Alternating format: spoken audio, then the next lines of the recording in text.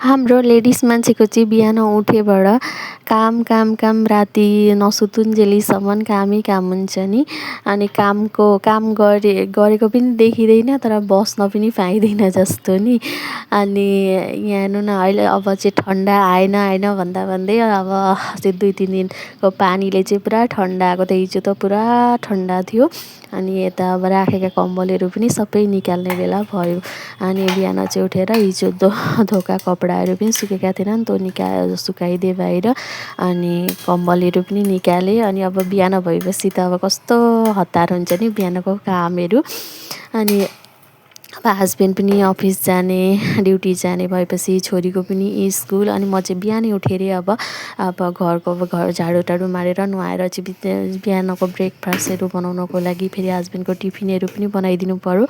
अनि यस्तो हतार हुन्छ नि नभन्नु। अब तपाईँहरूको पनि सबैको आफ्नो आफ्नो हुन्छ अब नि बिहानको कामहरू त अब घरमा। अनि यता चाहिँ मैले हस्बेन्डको टिफिन पनि प्याक गरेर रेडी गरिदिएँ। अब फेरि ठन्डा गरेर पनि त पठाउनु पर्यो, फेरि गनाउँछ हुन्छ। छोरीलाई पनि यता टिफिनहरू पठाइदिएँ। अनि उसलाई रेडी गरेर त्यहाँबाट अब उसलाई ब्रेकफास्ट पनि यता खुवाउन भनेर ऊ चाहिँ भातभन्दा पनि रोटी बेसी मन पराउँछ। अनि बिहान चाहिँ अब रोटी, कहिलेकाहीँ भात पनि म खुवाइदिन्छु।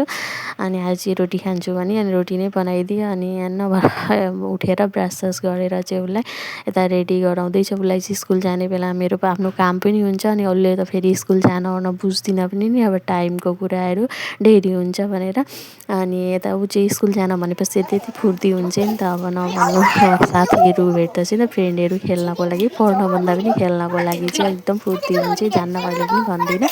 अनि आज चाहिँ अलिअलि गर्मी नै थियो, हिजो स्वेटर लगाएर पठाइदिएको थिएँ। आज चाहिँ अब अलिअलि गर्मी नै थियो। अनि दिउँसो त अब गर्मी हुन्छ भनेर अनि स्पर्टिङ र उसको चाहिँ टी सर्ट मात्रै छ, प्यान्ट चाहिँ जुन लगाए पनि हुन्छ। जुत्ताहरू त्यस्तो ऊ भन्ने छैन, अब प्ले स्कुल हो। अनि उसलाई चाहिँ रेडी गराउँदाखेरि अब उसलाई मुखमा क्रिम लगाउँदा, उसले लगाउँदा उसलाई मैल लगाउँदाखेरि उसलाई पनि दिनुपर्ने। अनि यता कपाल सपाल बाँध्न भनेपछि त्यति दिगदार गर्छ नि, यता र उता दुखो के भयो भन्दा चाहिँ तेल सेल लगाउन भनेपछि अनि छोटो पारा काटिदिँदा पनि अब यति राम्रो लाग्दैन नि छोरी मान्छे। अनि अहिले चाहिँ अनि यता छोरीलाई रेडी गराएर अब हस्बेन्डलाई पनि खानासाना दिएँ। ऊ चाहिँ बिहान भात खाएरै जानुहुन्छ। अब भात खाँदाखेरि अलिक गफस हुन्छ नि त। अनि दिउँसो अब खाना बेर हुन्छ के हुन्छ, ब्याङ्कको ड्युटी त जानुहुन्छ, कस्तो भिड हुन्छ कोही बेला, अब खाना टाइममा पाइँदैन।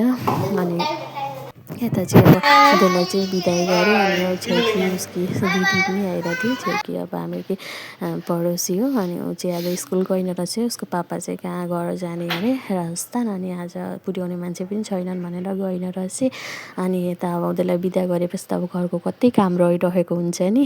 अनि यता म चाहिँ ओछ्यानहरू मिलाउन आएँ। अनि ओछ्यान मिलाएर अब लुगाफाटोहरू कति थोक काम घरमा रहिरहेको हुन्छ। फेरि एकछिन पछाडि अब छोरीलाई लिन जाने बेला भइहालेको हुन्छ। अनि यता चाहिँ म त बेडसिटहरू मिलाउँदैछु।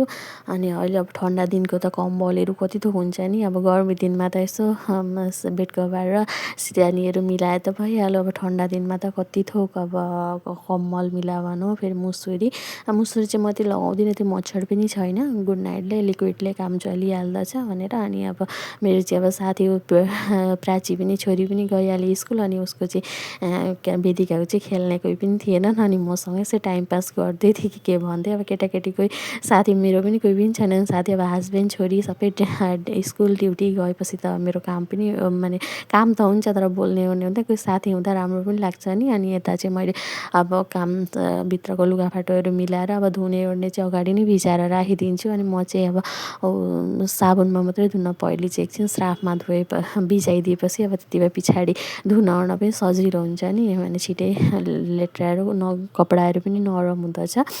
अनि यता चाहिँ पहिले नै कपडा सपडा भिजाइदिएँ। फेरि ठन्डा दिनमा कस्तो सुक्दैन, छिटै सुकाएन भने घाम पनि यति आउँदैन।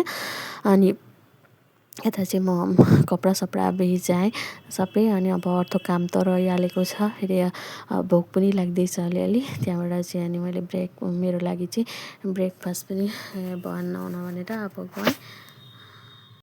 यति बेर चाहिँ रात लामो भएर होला बिहानै भोक लाग्छ फेरि म फेरि बिहान उठेर चियासा पनि खान कोही साथीहरू पनि छन् नसुने अब आमाहरू हुँदाखेरि सासू आमाहरू हुँदाखेरि चाहिँ अब कोही भयो भने चाहिँ साथी भयो भने खान मन लाग्छ तर हस्बेन्डहरू पनि चिया खानुहुन्न अनि एक्लैलाई पकाउन पनि मन लाग्दैन अनि यता हेर्नु न 3जना मान्छे अरे थालबटुका चाहिँ थोरै निक्लेका छैनन् अनि त्यति गरिसकेर अनि फेरि यहाँ कचरा लिनको लागि उता दिदी पनि आइछे अनि उसले चाहिँ यता बरन्डाहरू चाहिँ उसले मुछ्छ सिँढीहरू झाडुटाडु मार्छ अनि उसलाई चाहिँ यता कचरा पनि दिइदिएँ अनि उसलाई चाहिँ फेरि पानी पनि दिनुपर्छ मैबाट लिन्छ अब यति माथि पानी लिएर आउन पनि अब सिँढीमा अप्ठ्यारो हुन्छ अनि त्यहाँबाट मैले पानी सानी दिएँ अनि हुन्छ त आजको लागि यति नै।